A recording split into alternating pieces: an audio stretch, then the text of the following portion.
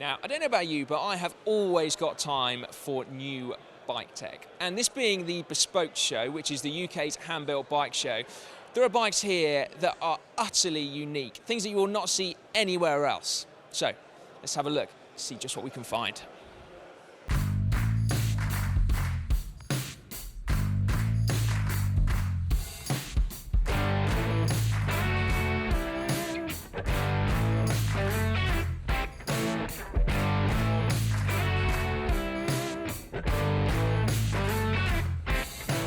T-Red bikes are a new one on me, but they've come to this show all the way from Italy. They're based in Lake Garda in the north of the country, and they've got some incredible looking bikes on display. It's a relatively new company, just 2.5 years old, and all of the staff come from outside of the bike industry, and they've brought some really, really interesting ideas with them. This one here, which I absolutely love, is the Arachnid. And although it's actually part of a range, they're all made of different materials. So this is the titanium one, as you can see, disc brakes, really racy geometry, they tell me. Behind is a carbon fibre one, but then there's a steel one that I think you're going to be really, really keen to see, because it is this one. And it weighs just 5.8 kilos for a complete bike. For a steel bike, that's pretty nuts. And the way they've done it is they've actually created their own steel alloy and then built the bike out of it, so the frame itself weighs just 1.3 kilos, which, like I say, for steel, it's pretty nuts.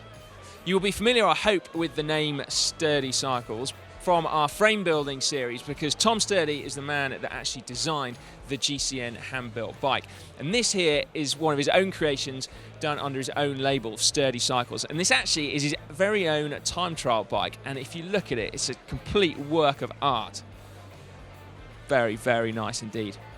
This is Metier Velo. They come from Salt Lake City in the US, and they are building bikes out of 3D printed titanium lugs and carbon fibre tubes, meaning that you can get a completely and utterly bespoke bike. Now here is an example of said 3D printed lug. If you look closely, it's so intricate, it's absolutely incredible. And although this bike here is SRAM ETAP, they tell me that you can do things with 3D printing that you can't do it any other way, including actually building internal cable guides for, let's say, Di2 wiring or something like that. Absolutely amazing. And then one of my favourite bits, if you'll excuse me for being so fickle, is the finish on these lugs here. They've left it really raw, and so it's unlike anything you ever see in the bike industry. It's almost medieval looking, like cast iron. Absolutely fantastic. Now, like many brands here at the show, the background is absolutely fascinating. Most people have a lifelong passion for bikes, but perhaps professional career that isn't normally typically bike industry. So Jamie White, who's the owner of Metier Velo, actually comes from neuroscience. It's just so cool. Neuroscientist, bike builder.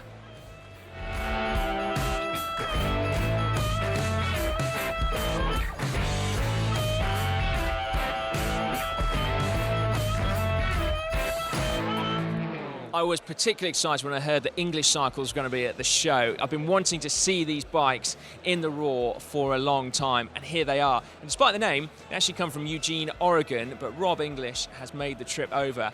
And one of the bikes he's brought with him is this time trial beauty. There's so much innovation on here, I don't even know where to start. The fact that not all the tubes actually come from the bicycle industry in the first place. The seat tube, it's this aerofoil here, and it actually comes from the aerospace industry. Then if we take a closer look up front, there is a custom headset bearing at the top there to allow for a super small diameter head tube. The USC stem has been modified to allow for that power pod there, so that gives the rider his drag coefficient, so he can actually analyse his position when he's riding.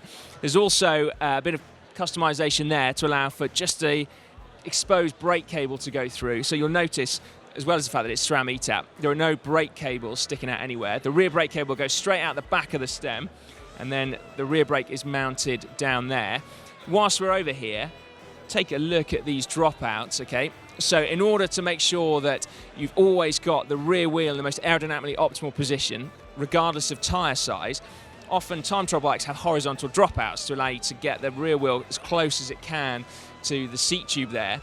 But horizontal dropouts are a bit of a nightmare, particularly with derailleurs. And so Rob has actually designed and custom machined this eccentric dropout to allow you 8mm of forward and backward adjustment and still use a standard rear wheel with, not quite a quick release, it's an Allen key bolt there, but the same principle. Amazing. Oh, and custom chain keeper there for the asymmetric chainring.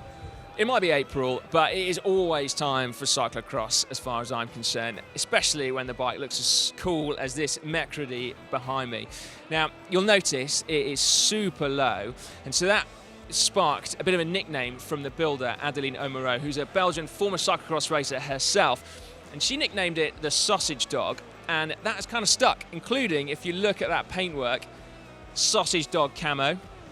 That's amazing. Now, we couldn't help but stop by at Tolbert Frameworks after I saw this. This bike epitomises the custom build industry. It was built for a rider with dwarfism, and so they hadn't ever been able to have a top-end bike before, and so Tolbert have allowed them to do just that. It is a proper, full-on road racing bike built around 24-inch wheels. Not many people are making custom bikes exclusively out of carbon fibre, but these guys, FiftyOne, who are based out of Dublin, Ireland, are doing just that. And the way they're doing it, I think, is absolutely brilliant. So they will get custom-made carbon tubes, and then they'll fit them together in much the same way that you might get a custom steel frame. So the tubes are cut to length, then they're mitered, and so they all fit together. And then, instead of being welded or fillet brazed, they're wrapped with layers of pre-preg carbon fibre and then put inside a vacuum-packed bag, basically. So normally when you make carbon fibre, you put it in a mould and then you cure it, whereas this time, actually, the structure and integrity of the existing tubes provide the mould, and then the vacuum sucks the pre-preg onto those tubes, then it's cured, and then you get your custom carbon fibre frame. Now, I didn't know that custom saddles were a thing, but look, they are. This is Grafton Saddler, who are based in Hackney in London, and they will take your existing saddle and then recover it in pretty much anything you want. This one really jumped out at me. It's a nice calfskin leather with excellent patina already worn in there, or you could go for Stingray. Look at that. Now, if you're one of those people that looks at a carbon bike and thinks, bah, it's just come out of a mould, then I've got a challenge for you. Come and have a look at this Tsubasa here. Take a closer look, and then try and say that statement again with a straight face, because this, you can just see how much craft has gone into this. They've left it, the finish, completely raw, the idea being to save weight, but what it means effectively is you can actually feel all the different layers of carbon fibre, and they're completely exposed. It really, really is quite a creation. We've saved the best till last. Check it out. It is the GCN hand-built bike. Isn't that absolutely amazing? It's on display at the Bicycle Academy stand. Before we look around the rest of it, do you want to take a moment just to admire? There's going to be a full video coming up very soon, so this is more like a sneak peek for you.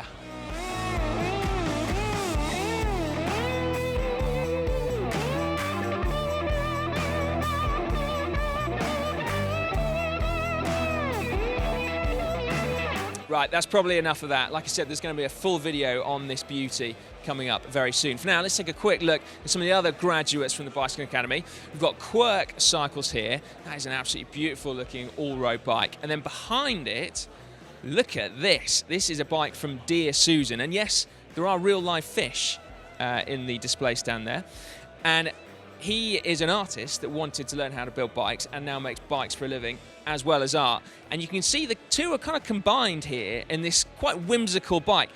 And he tells us that it's a bike for pottering around on. It's not for going fast. And actually it harks back to the early 60s when pioneers in the UK decided they wanted to ride off-road. So it's clearly not a mountain bike, but it is a bike for riding off-road very slowly. That's amazing, isn't it? Well, unfortunately, that brings us to an end. This all too brief look at the Bespoked show. I think you'll agree there's been some amazing things here. I've just been told that I'm not actually allowed to take this bike just yet, so it's going to be quite a long weekend waiting to get my hands on it. A really long weekend. Anyway, never mind. Do make sure you subscribe to GCN. It's very simple. Just click on the globe. And then if you want to see more content, well, why not check out parts 1 and 2 of our How to Make a Bike Frame series, where you get to see that bike being put together.